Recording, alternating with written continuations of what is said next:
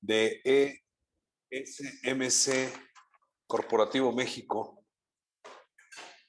Y como siempre, con el gusto de tenerlos aquí presentes a nuestros profesores del estado de Morelos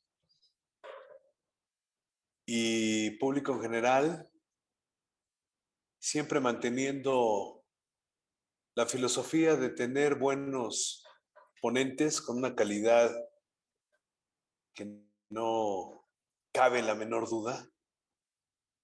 Y hoy es el caso de presentar al doctor Óscar Antonio Jiménez Morales, es profesor investigador titular de la Facultad de Derecho y Ciencias Sociales de la Benemérita Universidad Autónoma de Puebla. Con un tema, pues un poquito álgido en este asunto, ¿no? Tipología de los movimientos sociales, un acercamiento histórico. La presentación, como debe de ser, y la trayectoria del doctor va a correr a cargo de la licenciada Mari Carmen, quien es la titular de la Asociación Civil Agrosur Internacional, perteneciente al mismo corporativo, a quien le cedo los micrófonos. Maestra, muy buenas tardes. Adelante. Gracias, médico. Muy buenas tardes a todos. Muy buenas tardes a los compañeros que se están conectando el día de hoy. Desde los micrófonos y las pantallas de Agrosur Internacional y ESMC Corporativo México, les damos la más cordial bienvenida. Hoy tenemos un tema muy importante y yo creo que nos va a dejar muy buen sabor de boca, ¿verdad, profesor?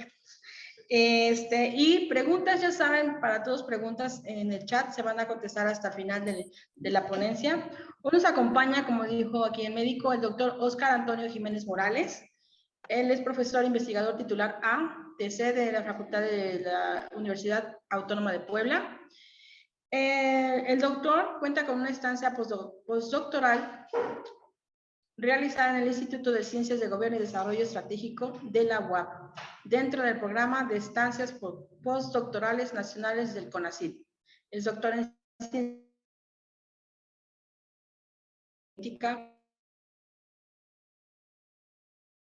Ciencias Sociales con especialidad en Estudios Políticos por la Universidad de Guadalajara también, y el CONACYT, y es licenciado en Economía por la UAP. Fue 3 veces becario por excelencia estudiantil y consejero universitario. Ganador del mérito cívico otorgado por el Ayuntamiento de Zapopan, Jalisco, en el 2010, por sus contribuciones al municipio y tesis doctoral. Autor de libros como La Desilusión Sexenal, publicado por la Universidad de Málaga, y Abstencionismo Electoral y Deterioro Socioeconómico, publicado por la EAE. También ha sido ponente nacional e internacional de diferentes foros y seminarios. Seguimos, es que tiene una muy buena extensión. Cuenta con el reconocimiento al perfil deseable del Programa para el Desarrollo Profesional Docente del PRODEP y es miembro del cuerpo académico CA 281 de la Benemérita Universidad Autónoma de Puebla. Es catedrático en posgrados de Tehuacán de la UPAEP y también catedrático de la Universidad de las Américas UTLAP en posgrados y profesional. Bueno, sin más preámbulo, hoy nos va a compartir el tema Resistencias comunitarias en defensa del territorio. Le cedemos los micrófonos y pongámonos todos atentos. Buenas tardes. Muchas gracias, licenciada. Muchas gracias, estimado doctor. Muchas gracias, Claudio Jiménez. Muchas gracias, compañera.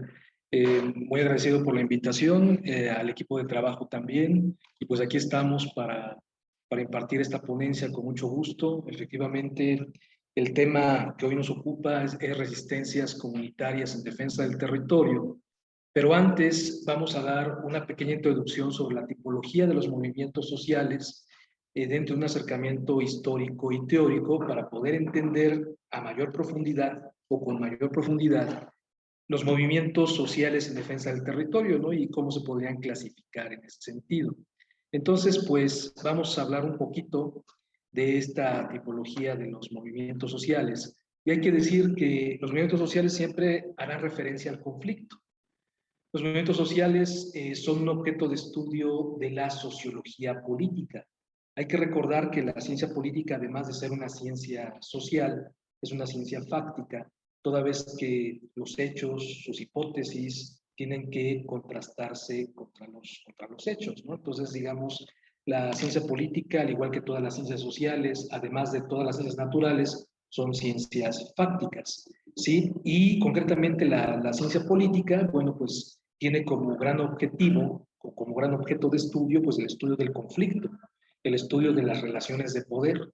Y el comportamiento de la sociedad en términos políticos es lo que hace referencia a la sociología política, ¿no? Entonces la podemos enmarcar dentro de la sociología política este tipo de objetos de estudio.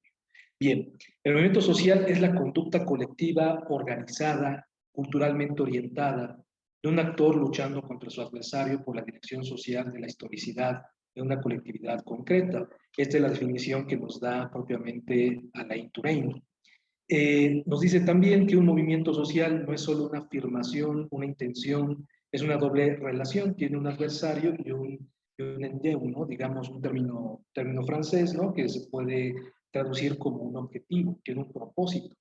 Entonces, dos de las características de los movimientos sociales es que siempre van a tener enfocado un adversario, que puede ser abstracto o concreto, y tiene un propósito, aquello que caracteriza al movimiento social es propiamente su propósito y su historicidad misma, puesto que los movimientos sociales se van inscribiendo a través de la historia y efectivamente se pueden analizar también a través de la historia. Bien, un movimiento social no interviene solo. Decimos que efectivamente que estos movimientos, además de no intervenir solo, no están jamás separados completamente de reivindicaciones y de presiones, de crisis y de rupturas que dan nacimiento a unos tipos diferentes de luchas. Entonces, por ejemplo, podemos adelantar que hay diferentes tipos de movimientos sociales, como son los movimientos reactivos, los movimientos reformistas, los movimientos revolucionarios, o bien los movimientos proactivos. Y en este sentido, por ejemplo, cuando estamos en presencia de un movimiento social reactivo, que está reaccionando ante una amenaza, que está reaccionando ante un peligro, ¿sí? Pueden conjuntarse otro tipo de reivindicaciones sociales. Vemos, por ejemplo, vamos a decir, en los mítines políticos, ¿no? Vamos a decir, por ejemplo, el movimiento obradorista, antes de convertirse en Morena, pues fue un movimiento reactivo en contra de los fraudes electorales, por ejemplo. Pero veíamos en las marchas y en los mítines que se presentaban, por ejemplo, grupos con banderas del Partido Socialista, con banderas, ¿no?, del comunismo, del socialismo, las banderas rojas, ¿no?, propiamente de eso que se llamó históricamente el comunismo realmente existente o el socialismo realmente existente, ¿no? Nunca ha existido el comunismo como tal a nivel global, pero sí el socialismo. Entonces se ven ese tipo de banderas o las banderas del movimiento LGBT o los pañuelos verdes, ¿no?, del movimiento feminista. Entonces los movimientos sociales casi siempre no van solos, se acompañan en las principales manifestaciones de estos movimientos sociales, que son propiamente los mítines y las marchas, ¿no? Digamos, es la forma más visible de los movimientos sociales, las marchas y los mítines. Entonces nunca van solos, casi siempre van acompañados, ¿no? Hay que decir que las luchas son todas las formas de acción conflictivas organizadas y conducidas por un actor colectivo contra un adversario por el control de un campo social, ¿sí? Entonces, esto es lo que podemos apuntar en buena medida a los movimientos sociales. Hay 4 condiciones de los movimientos. Decimos que un movimiento social es el tipo particular de lucha más importante. En buena medida, a partir de los movimientos sociales, la sociedad ha ganado mucho, ¿sí? Digamos, a partir de un movimiento revolucionario como fue el movimiento armado de 1910 en México, 1910-1917, la llamada Revolución Mexicana, ¿sí? Hizo plasmar propiamente muchas de las reivindicaciones sociales en la Constitución de 1917. La Revolución Mexicana es la primera revolución social de todo el mundo, la primera del siglo XX, ¿no? Entonces, digamos, la primera revolución social del siglo XX, ¿no?, en todo el mundo, y que, pues, dejó como legado, ¿no?, por ejemplo, un artículo 3º constitucional, un artículo 27, un artículo 123, ¿no? El artículo 3º hace referencia a la educación, el 27 a la propiedad, el 123 al trabajo, a los derechos laborales, ¿no? Y pues en términos prácticos, estos artículos, ¿no?, digamos, cobran vida ya hasta el sexenio de Lázaro Cárdenas, por ejemplo, ¿no? Entonces ya cuando viene Lázaro Cárdenas, 1934-1940, es cuando efectivamente se ponen sobre la mesa, sobre la marcha y en la vida política y social, pues estas reivindicaciones que se vinieron logrando, que se lograron a partir de la Revolución Mexicana de 1910-1917. Entonces, los movimientos sociales dan un avance muy fuerte propiamente a la vida política y social de un país o a la vida política y social internacional. Por ejemplo, podemos adelantar, ¿no? Que gracias a las luchas obreras del siglo XIX, la segunda mitad del siglo XIX, de la primera mitad del siglo XX, se tienen derechos que pues hoy la sociedad viene gozando, aunque, por ejemplo, cuando se instauró el modelo neoliberal monetarista 1982-2018, estos derechos fueron minados y muchas de las veces destruidos, ¿no? Digamos, los trabajadores ganaron, por ejemplo, el derecho a vacaciones, el que se le pagara propiamente servicios médicos, ¿sí? Que tuviera derechos, ¿no? Como ciertos días feriados, ¿no? Que fueran pagados, entre otras cuestiones, ¿no? Ya el modelo neoliberal fue minando estos derechos, pero gracias a los movimientos sociales, casi todos los sectores de la sociedad han reivindicado sus propios derechos, ¿no? Por eso decimos que un movimiento social es el tipo particular de lucha más importante. Una lucha solo puede ser reconocida como tal si responde a 4 condiciones principales. En primera instancia, esta debe ser conducida en nombre de una población particular. Es la primera de las condiciones que debe tener el movimiento social. Debe responder efectivamente a una población particular. ¿De quienes hablamos? De los trabajadores. ¿De quienes hablamos? De los campesinos que defienden su territorio. ¿De quienes hablamos? De las minorías sexuales que defienden también sus derechos. La población lésbico, gay, transexual, intersexual, etcétera, etcétera, la comunidad LGBT, ¿no? Por ejemplo. Hablamos propiamente de las mujeres que defienden también sus derechos, las mujeres feministas, ¿verdad?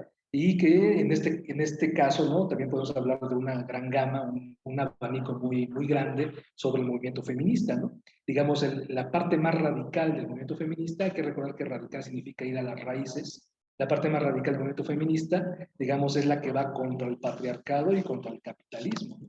Digamos, no puede ir una lucha separada de la otra, ¿no? Los dos son opresión. El modo de producción capitalista y el patriarcado, ¿no? Que es mucho más viejo que el capitalismo. Entonces hacen sinergia, ¿no? Esta combinación de regímenes opresores, o de uno de género y el otro económico-social, y que pues efectivamente vienen minando desde hace muchos siglos los derechos de las mujeres, ¿no? Entonces, cada movimiento social tiene una población en particular, ¿no? Esto nos queda bastante claro, creo yo. Un segundo lugar, estas luchas deben estar organizadas y no pueden existir solamente al nivel de la opinión, puesto que es necesario que exista cierta organización para que el conflicto se precise y para que el movimiento alcance cierta integración, ¿no? Entonces, una segunda cuestión es la organización. No hay que confundir los movimientos sociales con las movilizaciones sociales. Las movilizaciones son muy coyunturales, generalmente carecen de las características de los movimientos, ¿sí? De los movimientos sociales. Generalmente algunas movilizaciones esporádicas carecen de organización, ¿no? Entonces, una característica fundamental de los movimientos sociales es que están organizados. En los viejos movimientos sociales, como el movimiento feminista, como el movimiento lésbico-gay, como el movimiento obrero, siempre había líderes muy visibles. Había líderes, ¿no? Que se identificaban muy fácilmente. Hoy los nuevos movimientos sociales que han abarcado una gran gama de temas, ¿no? Y de conflictos, pues en buena medida han seguido una organización horizontal en donde los líderes, ¿no? Son visibles, ¿no? Sino que aunque las tareas se reparten entre diferentes personas, hay muchos líderes, ¿no? Hay muchos encargados propiamente del movimiento para que no sean fácilmente identificables por gobiernos represores, por ejemplo, ¿no? Entonces, digamos, en ese sentido, esta es una forma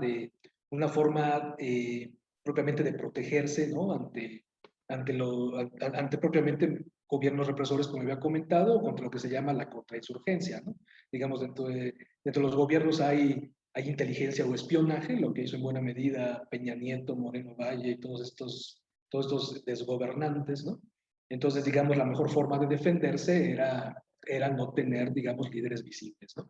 Bueno, Un tercer aspecto, se debe combatir un adversario que pueda estar representado por un grupo social, aun si como a menudo sucede, el adversario definido en términos más abstractos sería, por ejemplo, el capitalismo o el Estado, ¿no? Digamos, vamos contra el capitalismo, ¿no? Digamos, sería la lucha propiamente de las luchas obreras, ¿no? Contra el capitalismo, contra el patriarcado, dirían las mujeres feministas, ¿sí?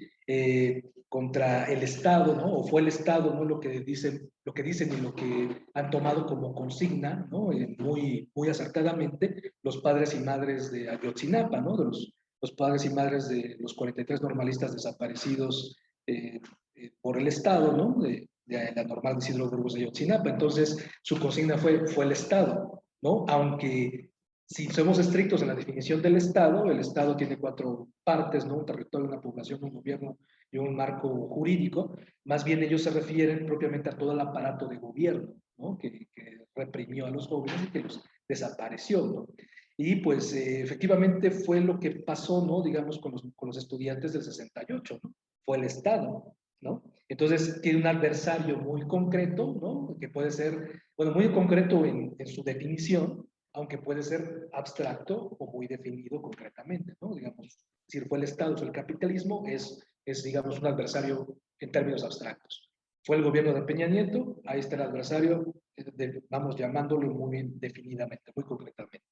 Bien, decimos, ¿no? En cuarto lugar, ningún movimiento social se construye sólidamente si este no reposa sobre una larga base reivindicativa, a la cual él deja una gran autonomía, al mismo tiempo en que él busca elevarse a un nivel más alto de contestación. Hay que recordar que este término, contestación, digamos, es un término muy de la ciencia política, ¿sí? Digamos, los movimientos contestatarios son en gran medida de la izquierda, ¿no? Digamos, un movimiento contestatario siempre se ubica a la izquierda, son los que resisten el poder, ¿no? Generalmente son los sectores de la sociedad, en primera instancia desposeídos de los medios de producción, diría la teoría marxista, ¿no? Y los que siempre están haciendo los movimientos sociales en busca de su reivindicación, de reivindicaciones sociales, políticas, ¿no? Entonces, los movimientos contestatarios, ¿no? Siempre se van a ubicar a la izquierda, ¿no? No podemos pensar en un movimiento de derecha, un movimiento social de derecha, pues eso no existe, ¿no? Digamos, generalmente los que reivindican sus derechos, ¿no? Digamos, son los desposeídos de los medios de producción, los no privilegiados, son los que van a buscar propiamente la reivindicación política, social, económica, ¿no? Entonces, la contestación siempre se ha ubicado a la izquierda. Y la llamada reacción, los movimientos reaccionarios, esos sí son los de derecha, ¿no? Que no son movimientos sociales, ¿no? Digamos, podemos decir, las sociedades secretas, el Opus Dei, ¿no? El Yunque, ¿no? No son movimientos sociales, ¿no? Digamos, son organizaciones de la derecha, ¿no? Pero que digamos, por poseer los privilegios, digamos, no van a ser nunca un movimiento social en reivindicación de sus derechos, porque ya los tienen, ¿no? Bueno, Turén llama acciones críticas a las luchas enfocadas contra una privación de acciones críticas revolucionarias, las que se levantan contra una dominación que no está asociada a una acción dirigente de la clase superior que se opone a la historicidad y la destrucción. Bien, vamos a la siguiente filmina. No debemos olvidar que la acción revolucionaria es la destrucción de una dominación de clase y no solamente el ataque contra un poder del Estado, aun si ella se asocia fácilmente a la conquista del poder del mismo. Tal acción revolucionaria solo existe si pone en tela de juicio la dominación de la clase en nombre de una reapropiación comunitaria de todas las formas de producción de la sociedad. Y bueno, como hemos comentado, ¿no? Ahorita vamos a colocar un esquema de los diferentes tipos de movimientos, ¿no? Y un tipo de movimientos son los revolucionarios, movimientos revolucionarios, que son los que ya efectivamente estarían tratando de romper completamente el ordenamiento económico, social, político, ¿no? Entonces, digamos, son los movimientos más radicales, ¿no? Los movimientos revolucionarios, ¿no? Podemos pensar el movimiento de revolución de independencia, el movimiento revolucionario de 1910, ¿sí? Han sido movimientos realmente revolucionarios que buscaban romper todo el ordenamiento político-social, el llamado status quo, el llamado establishment, ¿no? Entonces, digamos, ese tipo de movimientos son los más radicales, ¿no? Los otros, como hemos comentado, están los reaccionarios, los reactivos, los movimientos reactivos, no reaccionarios, no es otra cosa, movimientos reactivos que reaccionan contra contra ciertos peligros, con ciertas amenazas, ¿no? Como propiamente el movimiento de los padres y madres de Ayotzinapa, es un movimiento reactivo, reacciona o está reaccionando contra una atrocidad, ¿no? del Estado, ¿no? En concreto el gobierno de Peña Nieto, ¿sí? Por ejemplo, los movimientos ambientalistas o ecológicos en defensa del territorio también son movimientos reactivos, están reaccionando contra las amenazas, por ejemplo, de la minería a cielo abierto, contra la amenaza, ¿no? de una posible construcción de una autopista que rompa sus bosques, que rompa sus montañas, que rompa sus cerros, que amenace propiamente el libre fluir del vital líquido, del agua, por ejemplo, ¿no? Entonces son movimientos reactivos en buena medida estos, ¿no? Los movimientos proactivos también pueden ser movimientos ecologistas, ¿no? Que están buscando cambiar la conciencia, buscando cambiar la conciencia de la sociedad, ¿no? Un movimiento proactivo. Vamos a sembrar árboles en los camellones, vamos a hacer una siembra de árboles en tal terreno, en tal parte de la ciudad que los necesita. Vamos a llevar a cabo una conferencia con los niños de la primaria, con los jóvenes de la secundaria, para concienciarlos acerca de la necesidad de preservar la vida en nuestro planeta y los ecosistemas. Pues son movimientos sí ecologistas, pero son proactivos, ¿no? Entonces están movimientos proactivos, reactivos, revolucionarios, ¿sí? Y en ese sentido, bueno, pues estaría la tipología, ¿no? Bueno, vamos a avanzar un poquito más y acercarnos ya hacia nuestro esquema. Podemos decir que los movimientos sociales son la trama de la vida social asociados a las orientaciones de la historicidad, producen las prácticas sociales a través de las instituciones, la organización social y cultural. Bien, muchos de los estudios de los movimientos sociales deben partir también de marcos teóricos, aunque también, digamos, estos marcos teóricos no deben ni pueden encasillar el propio objeto de estudio, el propio estudio de los movimientos sociales, ¿no? Si lo vemos desde el punto de vista científico o académico. Entonces, generalmente las corrientes teóricas nos ayudan a enfocar el estudio de los movimientos sociales, ¿no? En buena medida, por ejemplo, los marcos teóricos o las corrientes teóricas que he tomado en mis estudios, por ejemplo, ha sido el marxismo, en la cuestión de la lucha de clases, el neoliberalismo para poder entender la parte más salvaje del capitalismo, ¿sí? El neoliberalismo que tiene tres partes componentes, ¿no? Digamos que han llevado al traste a la nación, por ejemplo, desde 1982 hasta 2018, en la que prácticamente se vendieron casi todos nuestros activos nacionales, ¿no? Por ejemplo, ¿no? Apenas está luchando por recobrar, por ejemplo, la industria eléctrica, la industria petrolera con la contrarreforma energética de López Obrador, ¿no? Pero ¿qué tal la reforma energética de Peña Nieto, que estaba entregando la industria eléctrica y petrolera hacia las transnacionales extranjeras, ¿no? Cosa que ya lo estaba haciendo ilegalmente los gobiernos panistas de Calderón y Fox, ¿no? Vendiendo ilegalmente, pues, efectivamente, estas industrias, ¿no? Pero hay que recordar, por ejemplo, ¿no? Que desde la época de Salinas de Gortari, pues, se remataron en gran medida activos nacionales estratégicos, ¿no? La banca, la siderurgia, las minas, ¿sí? Se vendió Teléfonos de México, las aerolíneas, los puertos, aeropuertos, ¿no? Imagínense, perdimos todo en 36 años. ¿Cuántos años tardaremos, ¿no? Para poder recobrar esos activos nacionales? Puedo hablar en gran medida de esto, pero me saldría de tema, ¿no? Pero en buena medida, digamos, es algo que podemos apuntar acerca del neoliberalismo que nos ayuda a enfocar, nos ayuda a enfocar teórica e históricamente los conflictos sociales.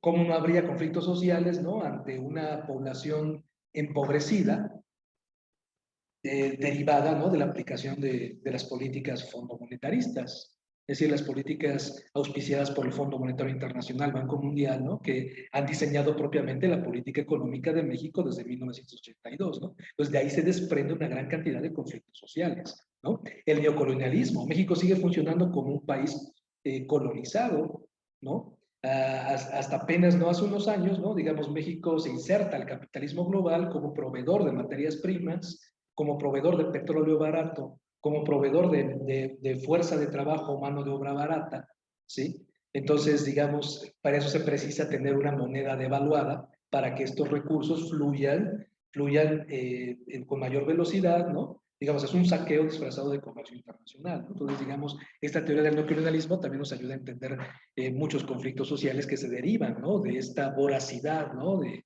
el centro capitalista. El patriarcado es una teoría fundamental para entender el movimiento feminista, ¿no?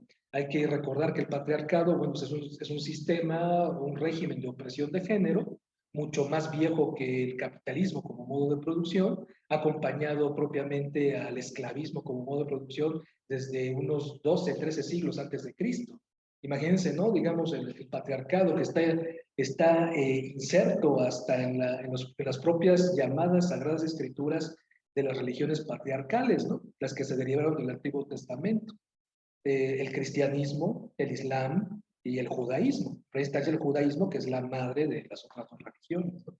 Entonces, digamos, ahí se inscribe en buena medida la dominación del hombre a la mujer, en buena medida, ¿no? Entonces, las religiones patriarcales son un pilar fundamental, o las religiones estas que devinieron del Antiguo Testamento, son un pilar fundamental del patriarcado y de la desigualdad entre hombres y mujeres. Entonces, pues, hemos de irnos hacia las entrañas, ¿no?, históricas y teóricas para entender los conflictos. Y la teoría de dominación, bueno, pues en buena medida, ¿no?, es una combinación de todas estas, ¿no?, en las que nos explican, bueno, las diferentes características históricas de la dominación, ¿no? Entonces, bueno, voy a terminar ya con esta parte para entrar propiamente a los casos de las resistencias comunitarias. Solamente voy a hacer llegar propiamente esta filmina en donde tenemos este esquema, ¿no?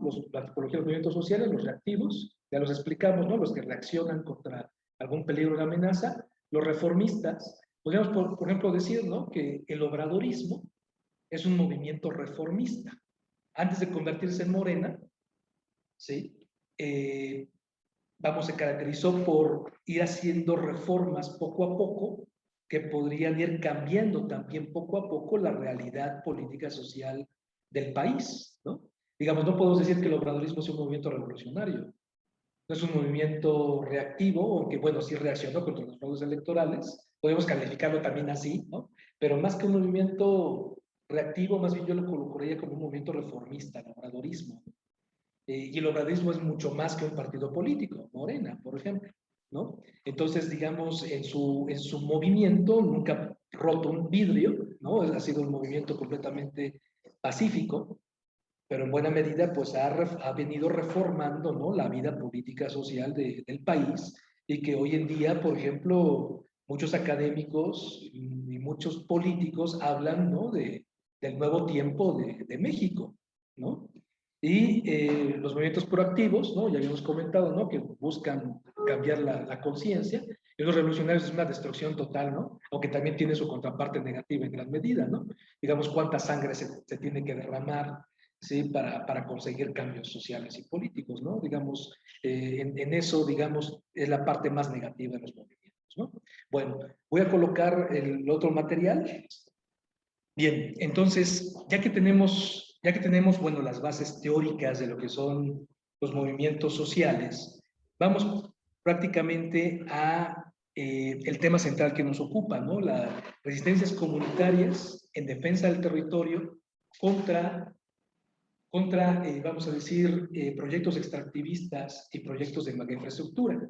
Entonces, digamos, esta ponencia también la he presentado en diferentes foros, y decimos que esta ponencia tiene como objetivo describir, analizar el proceso de resistencias comunitarias ante proyectos de infraestructura o llamados proyectos de muerte, que se cierran a lo largo y ancho del territorio de la entidad poblana y del país también, ¿no?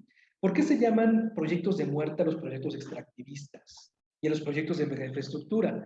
Porque ponen en peligro toda forma de vida. Pensemos, por ejemplo, en la minería a cielo abierto.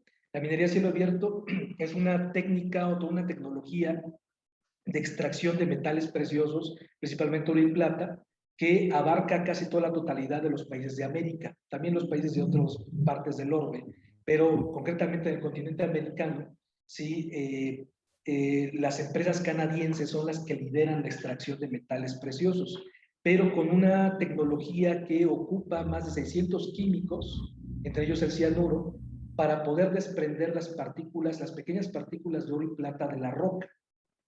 Una gran cantidad de agua para poder hacer este proceso, ¿sí?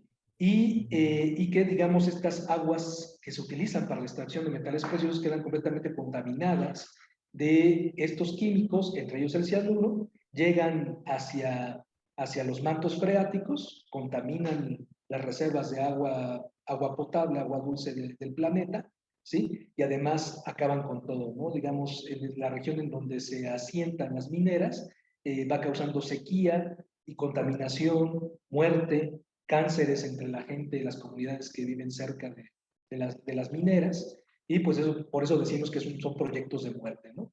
Por ejemplo, cuando hablamos de grandes proyectos de infraestructura, cuando hablamos de la construcción de presas, digamos, estuvo en boga en gran medida la construcción de presas en el sexenio pasado, ¿no? Digamos, en aras de producir energía eléctrica, pero cuando se produce cuando se construye una presa, cuando se apresa el agua a una cierta altura, dejas en el vital líquido a los ecosistemas de abajo. Entonces, sin el vital líquido, todos los ecosistemas van a morir. Entonces, por eso están definidos como proyectos de muerte, ¿no? Entonces, las comunidades que defienden su territorio le llaman propiamente este tipo de proyectos los proyectos de muerte, ¿no? Entonces decimos que el Estado de Puebla se hubo erigido, ¿sí? Ya cuando colocamos el verbo haber en pasado, se hubo erigido como el laboratorio de los proyectos de muerte del país, el cual amenaza los más básicos derechos humanos de las comunidades, que de concretarse solo dejaría desolación, contaminación, muerte y destrucción, ¿no? Entonces tenemos, digamos, en buena medida, pues la presencia, ¿no? de estas amenazas, ¿no? De estos proyectos de muerte, ¿no? A lo largo y ancho del país, ¿no? Entonces, por ejemplo, quiero comentarles, ¿no? que dentro de la entidad poblana, la Sierra Norte y la Sierra Nororiental han estado amenazadas con proyectos de muerte. La Sierra Norte con proyectos de minería a cielo abierto, encabezadas por transnacionales extranjeras, las canadienses, ¿no? Está propiamente Alma de Minerals, Goldcorp, ¿sí? Y sus filiales mexicanas, Minera Gavilán, Minera Gorrión, ¿sí? Que han tratado de llevar al cabo la explotación de los metales preciosos como el oro y la plata, pero gracias a las resistencias comunitarias, estos proyectos están parados, ¿no? Está el caso de Iztacamastitlán, el municipio de Iztacamastitlán, en donde gracias a la resistencia comunitaria todavía este proyecto se quedó únicamente en la fase de exploración. Pero la fase de exploración minera también conlleva destrucción del medio ambiente, ¿no? Digamos, cuando se hace un proyecto de exploración, se meten barrenos en la tierra para verificar el nivel de agua que pueda tener el territorio, por ejemplo. Pero con esos barrenos ya está desviando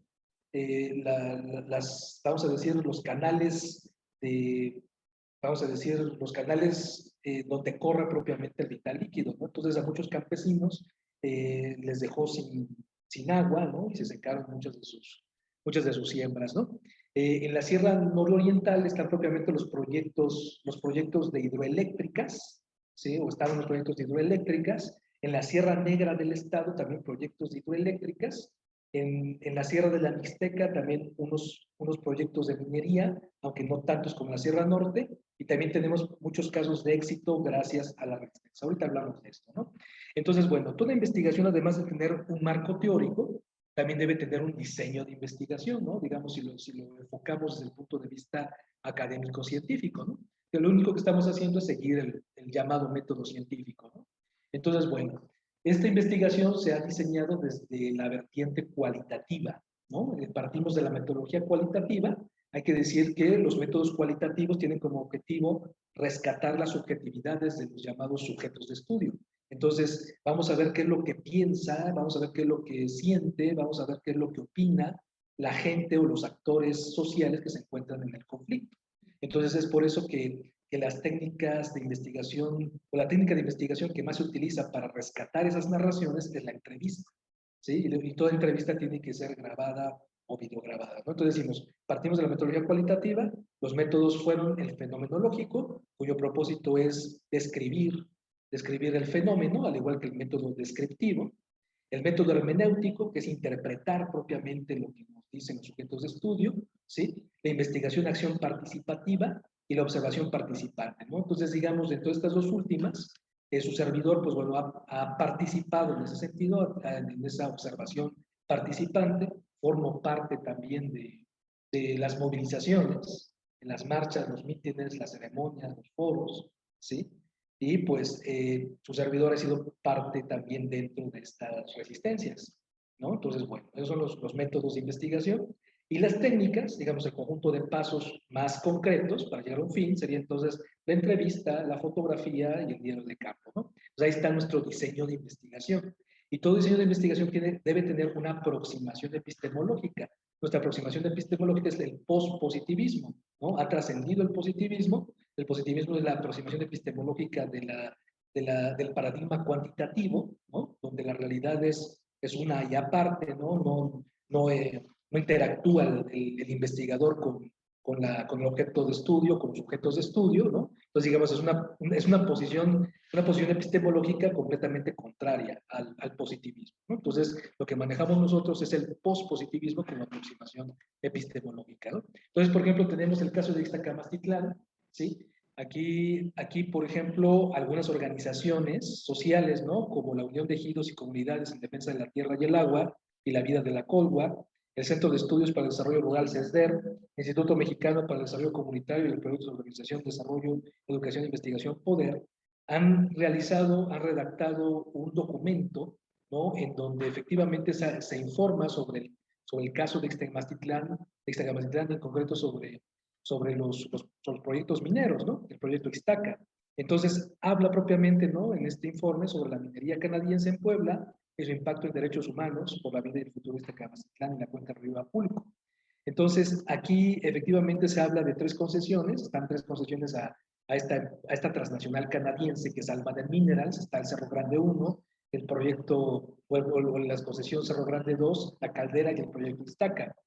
Hay que decir que la minería es el conjunto de actividades que se realizan para descubrir y extraer minerales de la corteza terrestre, ya sean líquidos, sólidos o gaseosos, ¿no? Digamos, se puede extraer metales preciosos, se puede extraer petróleo. La extracción de petróleo también está dentro de la minería. La minería está dentro del sector, del segundo sector industrial, ¿sí?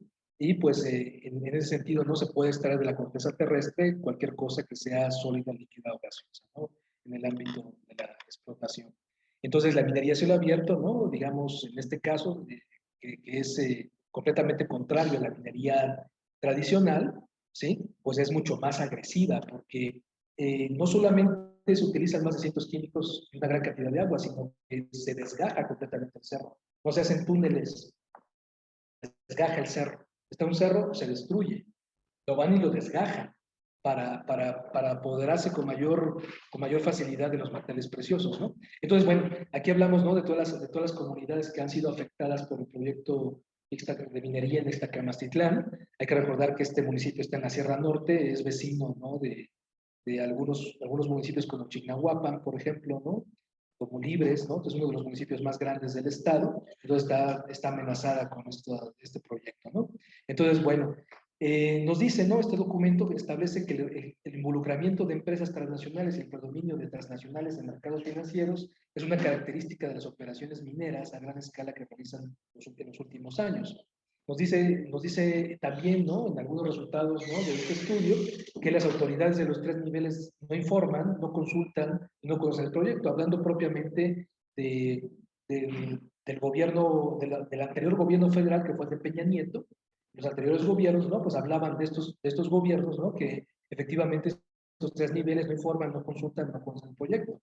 90% de la población encuestada en Ixtacamastitlán indicó que no ha sido informada sobre los efectos positivos, entre comillas, del proyecto, ¿sí? Digamos una desinformación completa, y las instituciones del Estado, como la Secretaría del Medio Ambiente, la Semarnat, omitió información a la Comisión Nacional de Derechos Humanos, y esta instancia también tomó la determinación de no emitir una recomendación, por considerar que no hay violaciones graves, ¿no? Entonces también, digamos, esta Comisión Nacional de Derechos Humanos, que se caracterizó en gran medida por simular que trabaja por la defensa de los derechos humanos, ¿no? Digamos, pues también fue partícipe de las omisiones, ¿no? Contra de las omisiones que se estaban efectivamente dando, ¿no? En este municipio, ¿no?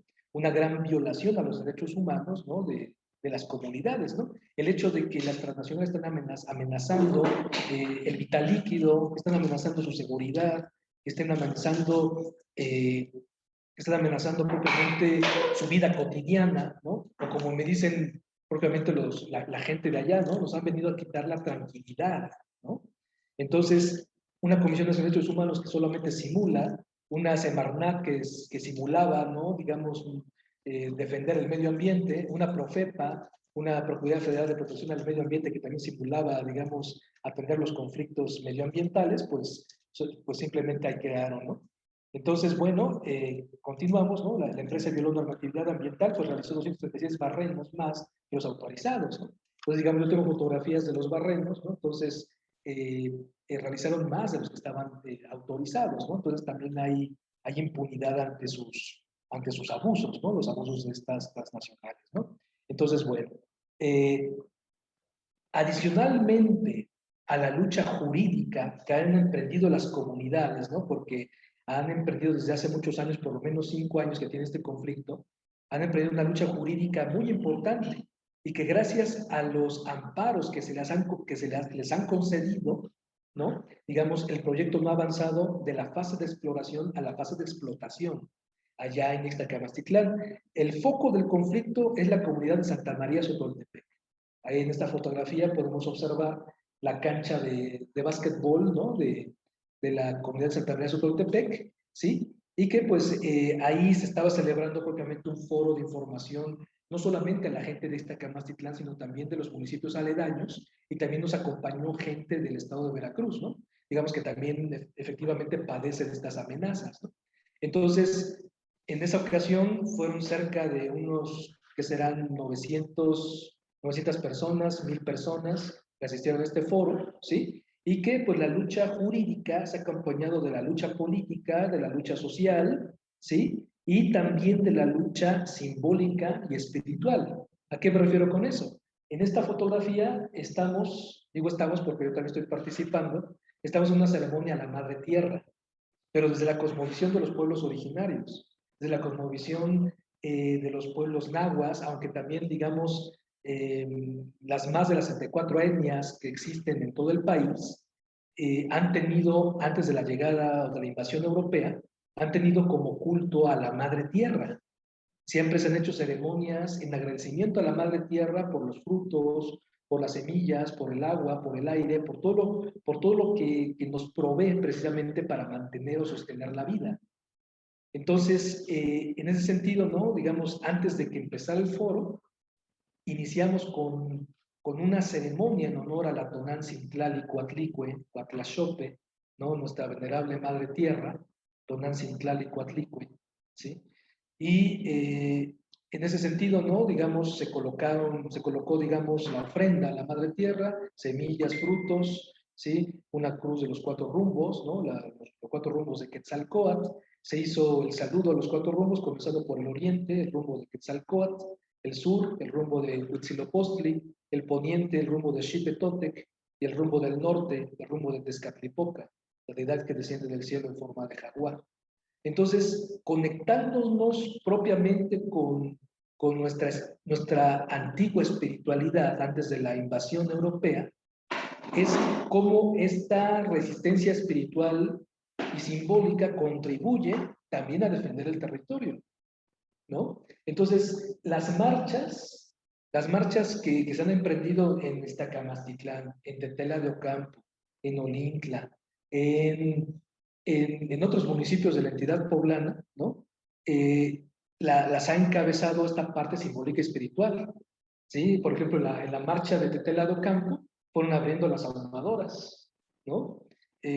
Van propiamente los instrumentos, estos instrumentos sagrados, ¿no? Como los huehuet, o tambores, ¿no? Que representan el corazón de la madre tierra, la caracola marina, ¿sí? Los poposhkomi, que son los ahumadores, ¿no? Entonces, le da otra, vamos a decir, le da otro tono a la resistencia o las movilizaciones, y pues ya los adversarios no saben qué hacer, ¿no? Digamos, en buena medida, ¿no? Entonces, tú le llegas a hacer un foro, pero no solamente el foro, empezamos con una ceremonia a la Madre Tierra. Damos una marcha y las que abren son las ahumadoras, ¿no? Entonces, es propiamente estas ceremonias que nos han ayudado a mantener la cohesión entre los activistas, ¿sí? y pues ha sido también, digamos, una parte complementaria, repito, a la lucha jurídica, a la lucha política, social, académica, científica, en contra de las mineras, en contra de las transnacionales que han querido apoderarse del territorio, los recursos naturales, ¿sí? Entonces vamos, ¿no? Es la fecha que en Iztacamestela no han podido hacer la parte de la explotación. Olintla, 8 mujeres se colocaron ante las máquinas de Germán Larrea Mota Velasco, Grupo México, que pretendía hacer una hidroeléctrica allí en Olintla. 8 mujeres detuvieron la maquinaria. 8 mujeres. En Sautla, un municipio vecino también a Iztacamastitlán, ¿sí? La propia gente del pueblo detuvo a esa minera china y no se implementó, ¿no? Y en Tetela de Ocampo, el proyecto minero de Carlos Slim está parado. Está parado.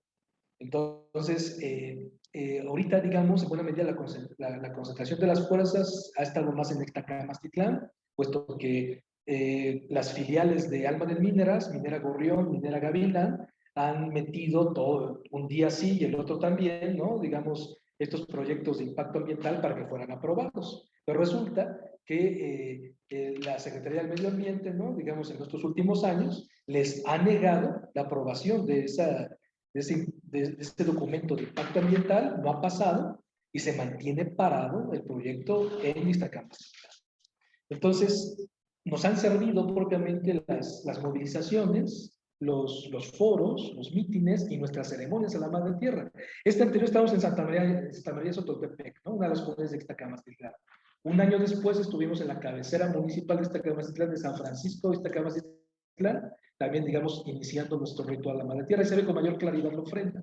Ahí tenemos un círculo con una cruz que representa los 4 rumbos, ¿sí? Los instrumentos sagrados, los poposhkomi, los huehuet, la tecocoli, que es la caracola marina, la vara de mando, etcétera, etcétera, ¿no? Se ve mayor medida, se ve esta ofrenda.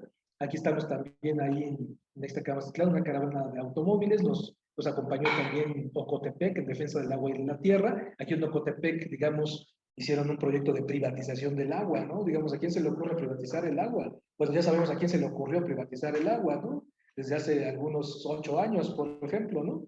Y pues en este sentido, ¿no? Digamos, el gran objetivo era darles en bandeja de plata el agua a las mineras, a las hidroeléctricas, etcétera, etcétera, ¿no? Y pues los pueblos se han resistido, ¿sí? Entonces en esa ocasión fue una movilización de automóviles, ¿sí? Y pues nos acompañan en buena medida las comunidades de otros municipios, ¿no? Entonces, bueno, aquí estamos en Izúcar de Matamoros, ¿no? Otro ritual de la Madre Tierra, y la gente que ven ahí son los activistas en defensa del territorio, ¿no? Entonces, al menos el tipo de ceremonias, desde el punto de vista de los pueblos originarios, de lo que nosotros creemos, ¿no? Desde la mexicanidad, creemos que así eran las ceremonias en honor a la Madre Tierra, pues entonces nosotros las hacemos, ¿no? Las hacemos también como un mecanismo más o como una estrategia más de defensa del territorio, ¿no? Entonces, repito, se suma a toda la lucha política, social, jurídica. Aquí estamos en una asamblea, ¿no? Es propiamente la 24ª Asamblea Informativa en Defensa del Territorio de los Pueblos, en Tlatauquitepec, Puebla. Ahí en esa asamblea fueron más de 3.500 personas, ¿sí? En donde los ponentes fueron exponiendo las problemáticas, ¿no? Concretamente de ese municipio y de otros. Perdón. Y pues iniciamos también con el ritual a la Madre Tierra, ¿no? Entonces, se hace el saludo de los 4 rumbos, ¿no? Y con todos esos elementos simbólicos y de espiritualidad mexicana, pues damos parte, ¿no? al foro informativo. Aquí una marcha, ¿no? Una marcha en la Sierra Negra, en San Gabriel Chilac, la región de Tehuacán. Entonces, dice ahí, ¿no? Una de las mantas, no a la privatización del agua, y esta marcha la organizó Masip Sempa ML, ¿no? Entonces también, digamos, fuimos partícipes, ¿no? De estas movilizaciones, ¿no? Entonces, bueno, pues Estas movilizaciones han estado a lo largo y ancho del territorio, como les había comentado, mucho más en el sexenio pasado, el de Moreno Valle, en donde se caracterizó por dar mucho más concesiones y permisos a las transnacionales, y pues lógicamente que las comunidades iban a saltar, se iban a defender, ¿no? Iban a salir en defensa de su territorio. Entonces, gracias a estas movilizaciones, gracias a estos movimientos, entonces se han tenido parados muchos de los proyectos en nuestro estado. Bueno, pues esto es lo que quería comentarles y pues estaremos atentos a las preguntas que nos haga el público. Doctor, yo tengo una pregunta y comentario. Sí. A ver, no me acuerdo, yo trabajé muchos años para el gobierno y había un plan que se llamaba el Plan Puebla-Panamá. No sé si lo recuerdan. Sí. Supuestamente, digo el supuestamente porque no se llegó a un término, ¿no? Supuestamente iba a ser como una ventana de Puebla, todo el sudeste, hasta Panamá, ¿no? Un centro, un corredor comercial hasta Panamá. No me acuerdo qué sexenio fue, pero Pequeñamente. no, pero bueno, de gobierno, porque era Puebla, Panamá, gobierno estatal. El gobierno estatal encargan que convenza a los líderes ejidales para que vendan la tierra.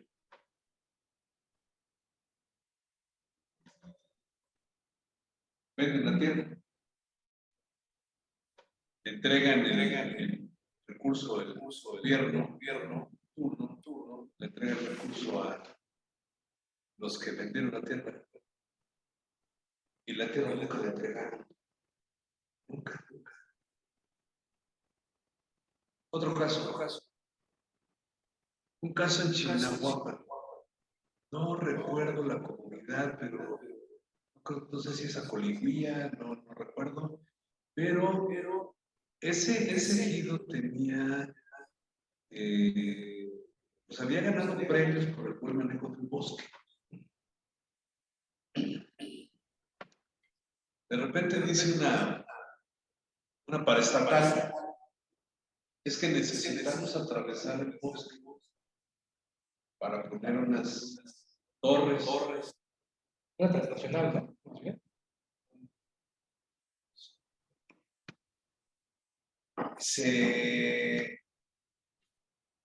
Se pone conflicto ahí el ejido, ¿no? Oye, pues ¿cómo me vas a dañar mi bosque? No. Si obtengo recursos por el buen manejo del bosque. ¿Sabe qué le dieron a cambio? 5 animalitos por ejidatario. Y la pregunta es, pobre gente. Antes de preguntar, o sea, yo diría pobre gente porque siempre hay un líder que tiene un precio. Y cuando el líder tiene un precio, los que pagan los platos rotos son los de abajo. Estos amigos, muy loables, porque yo conozco la caldera, o sea, sí, es inaccesible ir a la caldera, es muy complicado ir a la caldera, entramos por libres. Pero, y lo digo con todo respeto a su excelente ponencia, y muy interesante, me gustaría seguir escuchando el tema. Pero también decía, ¿no? A mi gobierno me conviene la ignorancia de abajo, porque siempre, si el de abajo está ignorante, él está sumiso, ¿no? Y el lidercito, porque no podemos llamarlo un líder, el líder de la comunidad, se dejó comprar, y entonces él mismo es el vínculo, históricamente lo tenemos.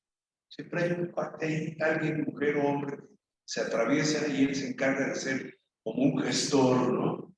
Un negociador. Y al final fracasa. final fracasa. ¿Qué sugeriría usted? No nada más para el pueblo, porque se da en todo el territorio nacional. ¿Qué sugeriría usted que qué aconsejaría a esa gente? A esa gente, con todo respeto, pobre gente, para no ser manipulada.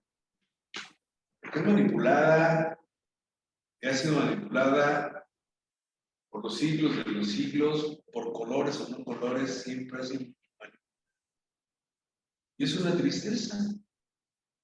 No hacen caso, aquí pongo a los de abajo, pero también pongo los de arriba.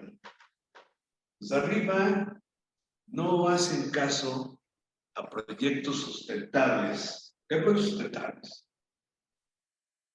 Proyectos sustentables que pueden decir, oye, yo pongo un gavión en la Ixteca y el gavión me va a hacer que detenga el agua y la retención de agua va a evitar que tengan una gran temporada de estiaje. No requiero más que poner piedras a los cerros. Pero ¿qué considera usted con toda su experiencia en estas partes? Porque además viene el sincronismo ahí, ¿no? De cuestiones ideológicas, cuestiones religiosas, cuestiones políticas, cuestiones de colores, cuestiones incluso de etnias. O sea,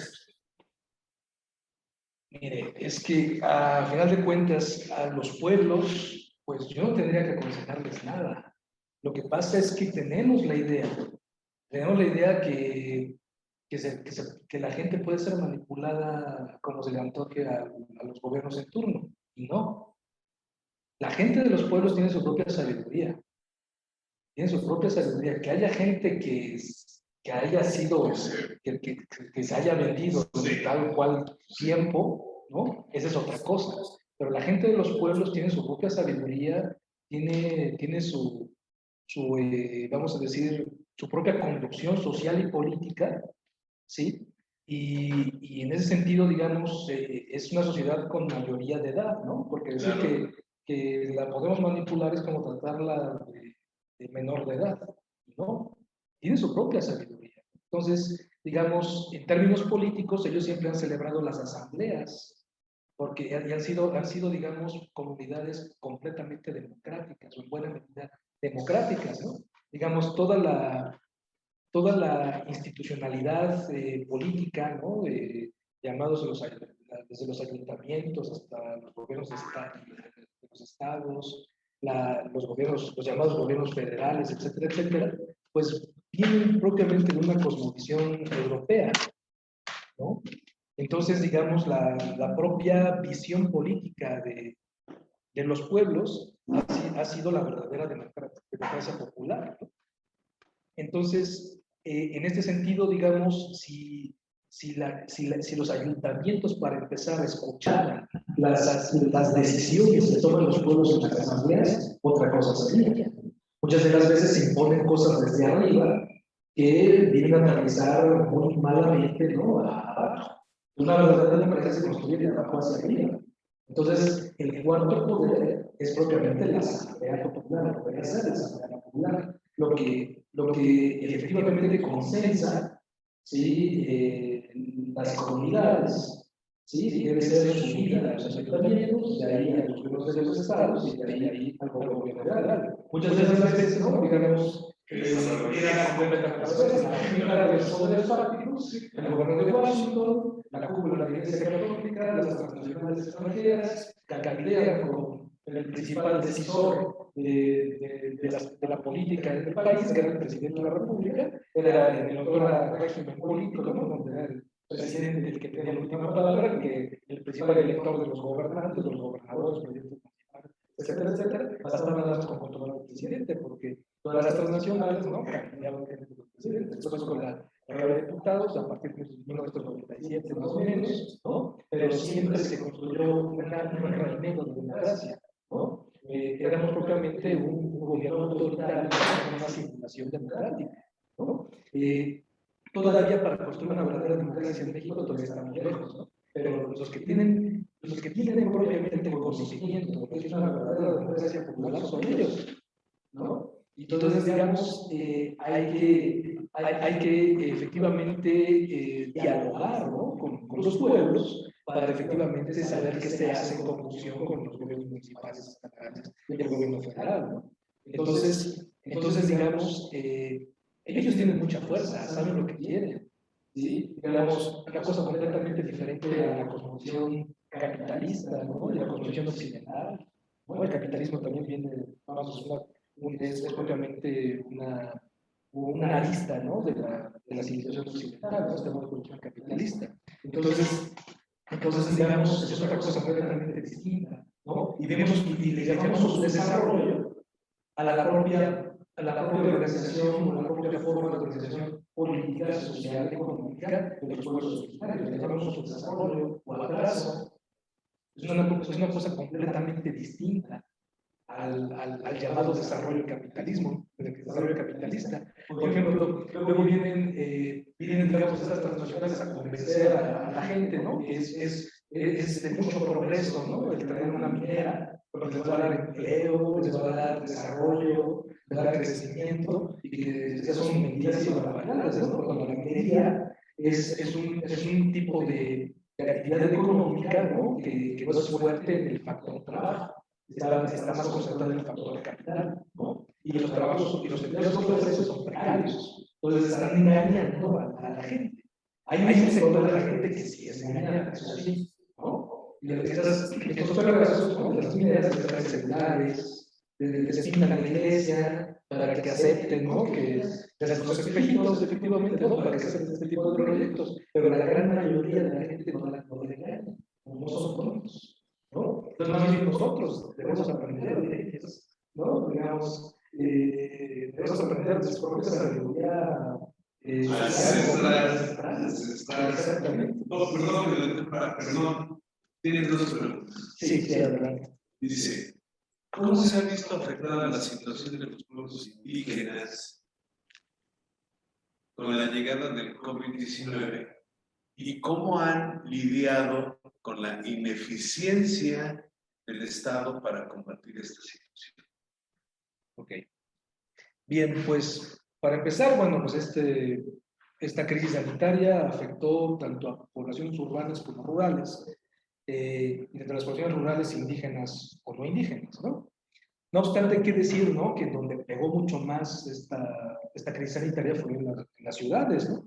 Hay mayor concentración de gente, la naturaleza ha sido asesinada, ¿no? Digamos, Puebla es una de las ciudades con menos árboles, hasta la Ciudad de México tiene más espacios verdes que Puebla, ¿no? Entonces, por supuesto que con mayor facilidad, las ciudades más grandes y sin naturaleza, pues iban a ser más vulnerables ante una crisis sanitaria como esta, ¿no? Entonces, bueno, los pueblos originarios, bueno, pues también, digamos, tomaron sus propias medidas, ¿no? Digamos, se dirigió la pandemia desde el gobierno federal, se fue aterrizando al gobierno estatal, a los municipios, y pues han acatado las disposiciones del gobierno federal, ¿no? Por eso. No estoy de acuerdo con lo que dice que ha sido ineficiente el manejo de la pandemia, ¿no? Digamos, ¿qué quería? Por ejemplo, que se manejara como al estilo PRIAN, ¿no? Como Alfaro en Jalisco, matando gente por no usar cubrebocas, ¿no? Por ejemplo, ¿no? O en España, ¿no? En España también, digamos, se utilizó la fuerza pública, pues para someter a la gente, ¿no? Vulnerando sus derechos humanos, ¿no? Entonces, digamos, ahí estaba la policía metiendo a la gente que no estaba respetando la supuesta cuarentena, ¿no? O la cuarentena, o sea, eso es vulnerar los derechos humanos, ¿no? O te mato porque no uses cubrebocas, es una estupidez, ¿no? Digamos, la mejor forma, o yo creo, ¿no? Que fue una de las formas menos invasivas de manejar la pandemia, ¿no? A ver, pues no te voy a multar porque usas cubrebocas. ¿Cuántos países están multando por no usar cubrebocas, ¿no? Y además, ¿no? Yo tomé los cursos del IMSS y de otras instituciones de salud, ¿no? Del manejo de la pandemia, ¿no? Y te decía que los propios cubrebocas no impiden el contagio, ¿no?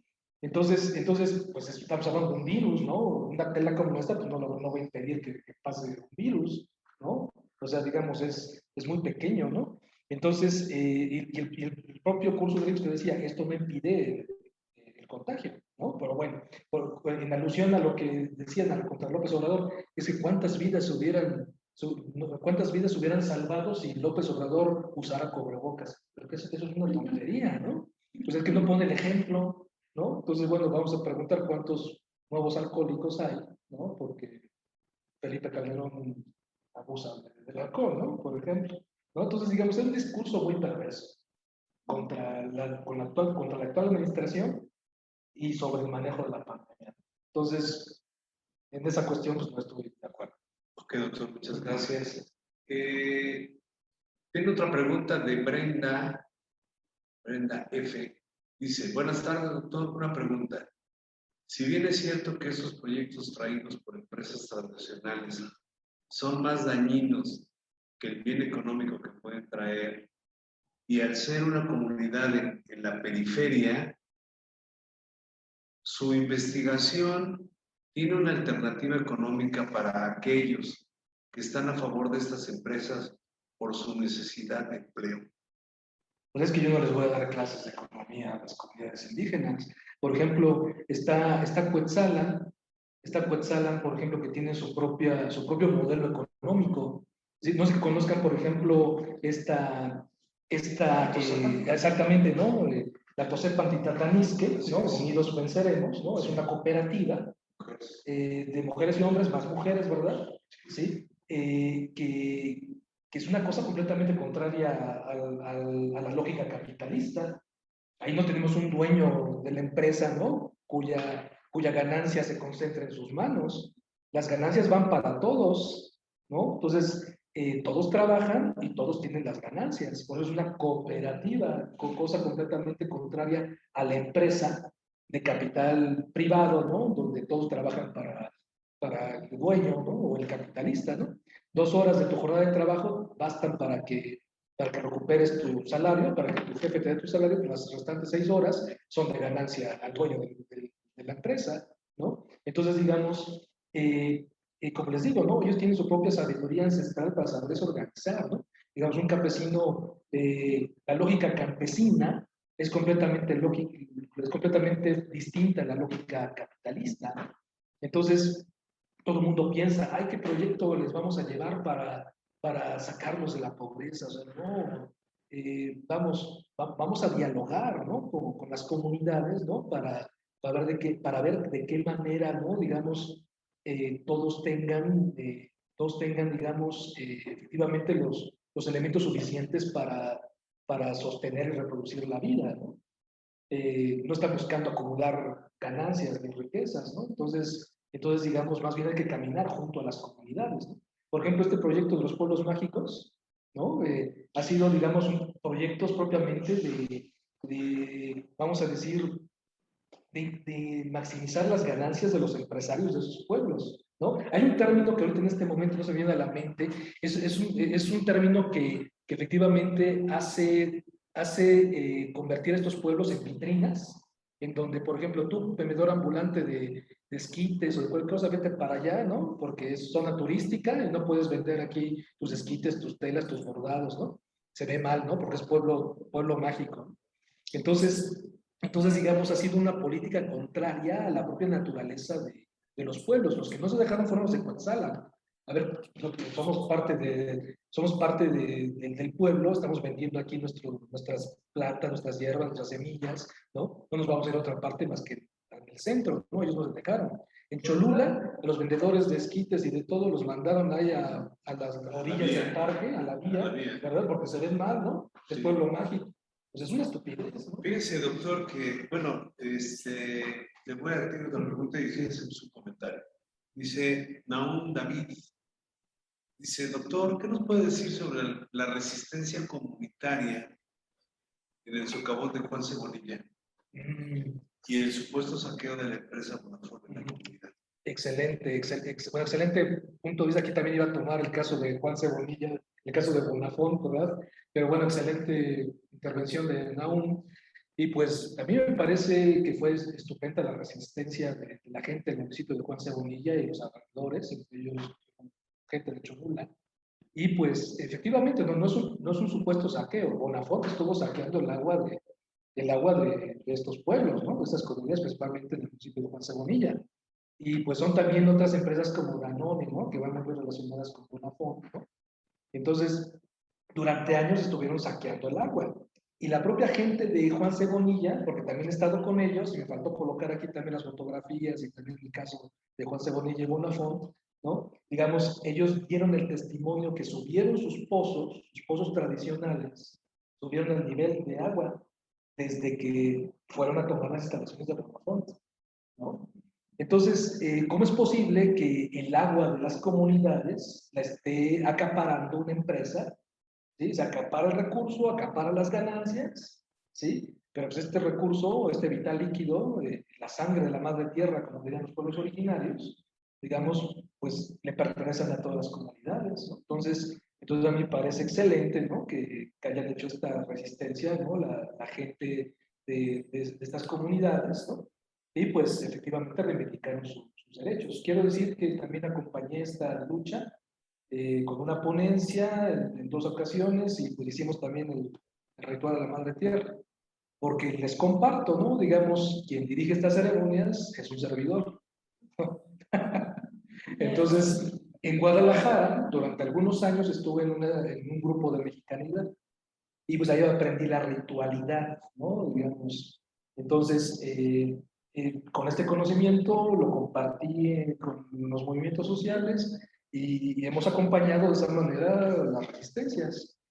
Entonces, pues, vamos, ¿no? Digamos, también que le das, ¿no? A las comunidades como académicos, ¿no? No nada más vas a sacar, hacer tu proyecto de investigación, publicas y ya, ¿verdad? Y a ellos que les regresas.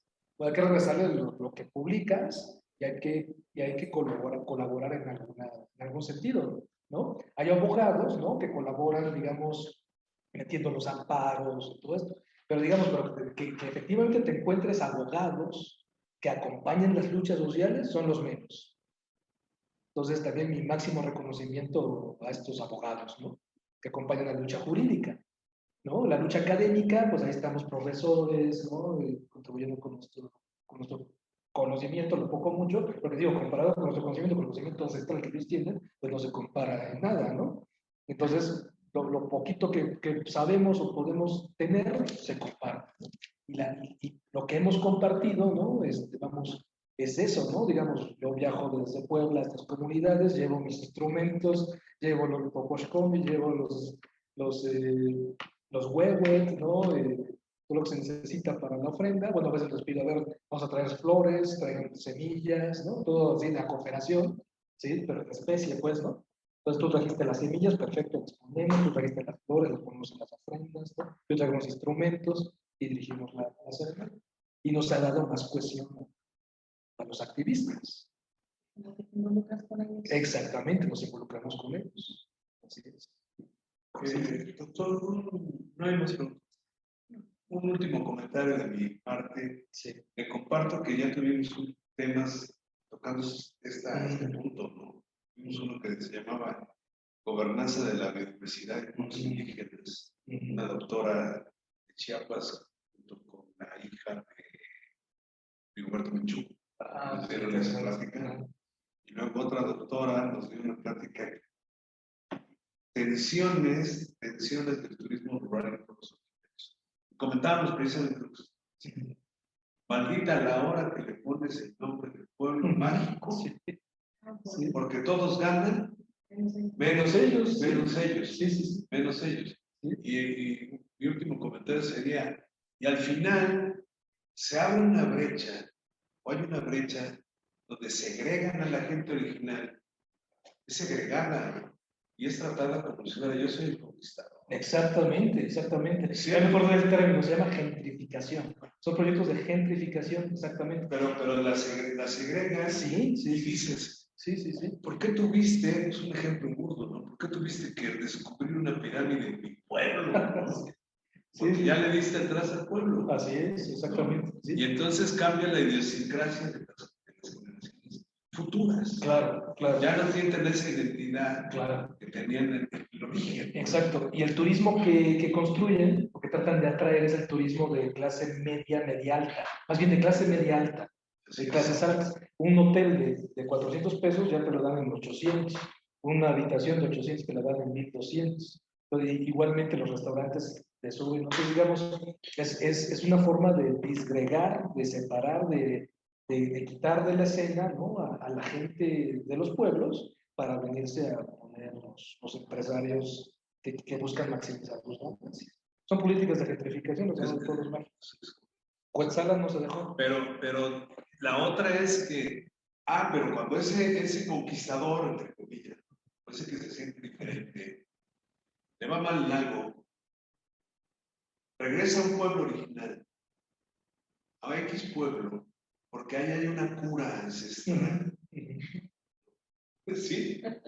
O sea, ya no va a un laboratorio de prestigio, regresa a los usos y costumbres de un pueblo ancestral y dice, tú te vas a curar con la hojita blanca. Y eso es donde dices, por fin, todos somos el mismo México. Es lo que vinieron a destruir los europeos ante su invasión hace más de 500 años, ¿no? La medicina tradicional, la herbolaria, etcétera, etcétera, aunque logró sobrevivir, ¿no? Logró sobrevivir, y digamos, y a esas mujeres medicina las acusaron de brujas. Pues a mí no me resta más que felicitarlo. Muchas gracias. Muy agradable su plática. Pues maestra, si gusta despedir al doctor, por favor. Sí.